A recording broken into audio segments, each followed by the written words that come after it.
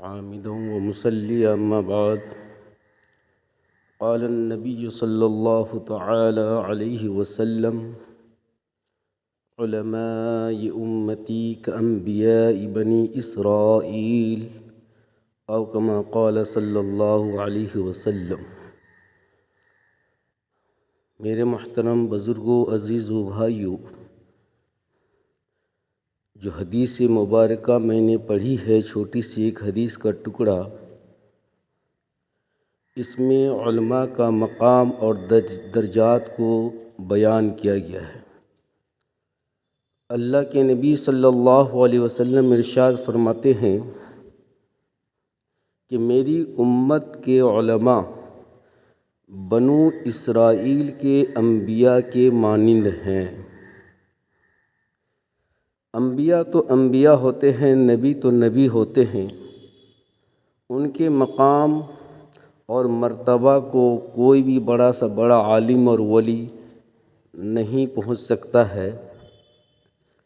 لیکن عزیز و دوستو، اس سے پتہ چلتا ہے کہ اس امت کے علماء کا بہت اونچا درجہ اور بہت بلند مقام ہے، جس کو آج ہم لوگ کچھ نہیں سمجھتے ہیں. بعض لوگ عالم علماء کی اس قدر ناقدری کرتے ہیں جو ناقابل بیان ہے.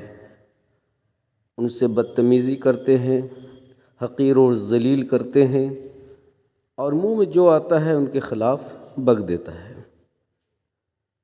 میرے عزیز و بھائیوں، گجرات کے اندر ایک سیٹھ جی رہا کرتے تھے، ایک امیر آدمی، پیسہ والا، اور وہ ایک بہت بڑا ادارہ مدرسہ چلایا کرتا تھا، صرف اپنی جیب خاص سے، چندہ وغیرہ سے نہیں، اپنے پیسے سے بہت بڑا ایک ادارہ چلاتا تھا.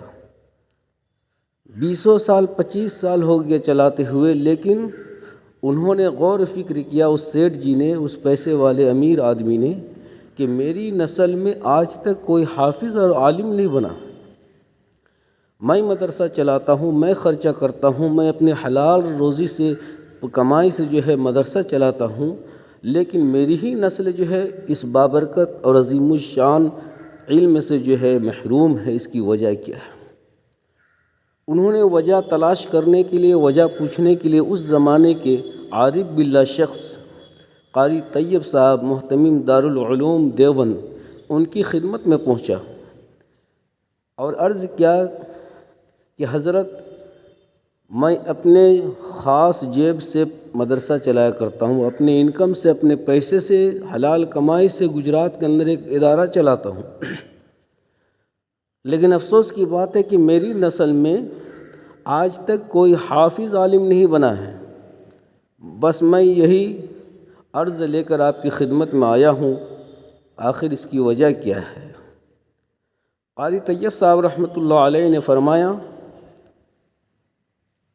کہ پہلی بات یہ ہے کہ تم جو ہے تنخواہ دینے کے لیے جب مدرسین کو مہینہ مکمل ہونے کے بعد جب مدرسہ جاتے ہو تو جا کر کہاں بیٹھتے ہو؟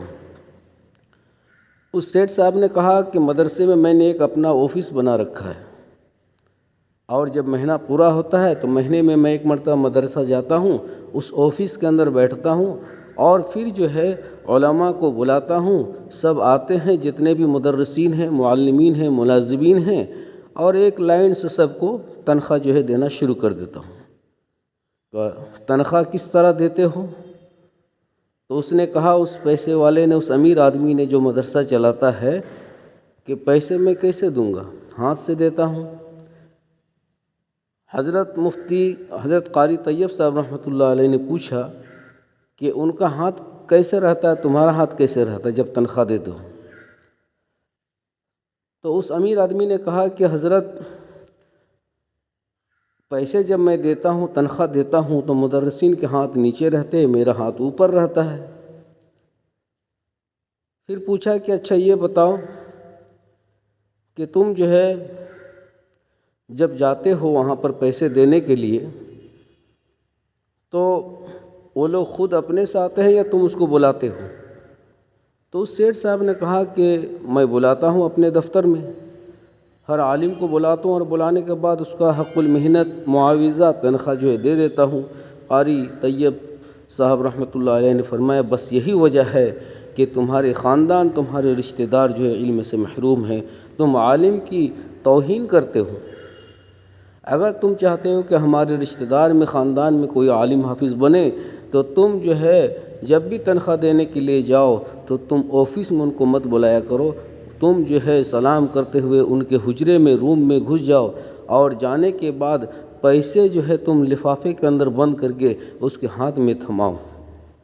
عالم کی عزت کرو، اسے ملازم مت سمجھو، تمہارے اوپر ان کا احسان ہے کہ وہ ساری دنیا کو قربان کر کے تمہارے مدرسے میں دن رات شب بروز محنت کر کے علم دین طلبہ کو دے رہے ہیں۔ بس یہی کمی ہے جس کی وجہ سے تمہارے رشتہ دار میں، نسل میں حافظ اور عالم نہیں بن رہا ہے۔ تم جو ہے آفس میں ان کو مت بلانا، ڈائریکٹ جو ہے سیدھا ان کے روم میں، حجرے میں گھس جانا، اور گھسنے کے بعد سلام کرنے کے بعد پہلے سے تنخواہ لفاف کے اندر متعین کر لو جس کا جتنی تنخواہ ہے، اور جا کر کے 2 ہاتھ سے باادب ان کو پکڑا دیا کرو۔ آج میرے عزیز و بھائیوں، اتنا بڑا قربانی دینے کے بعد ان کی یہ حالت ہے۔ آج ہم لوگ علماء کے ساتھ کس طرح رویہ کرتے ہیں؟ بس منہ میں جو آتا ہے بک دیتے ہیں۔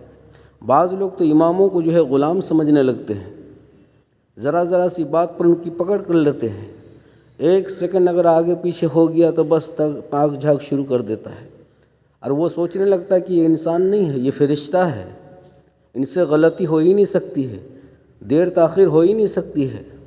حالانکہ سوچنا چاہیے کہ کبھی کبھار اگر 1 منٹ تاخیر ہو گئی آنے میں، کوئی پریشانی ہو گئی، تو اس میں چیمی گویاں کرنے کی کیا ضرورت ہے؟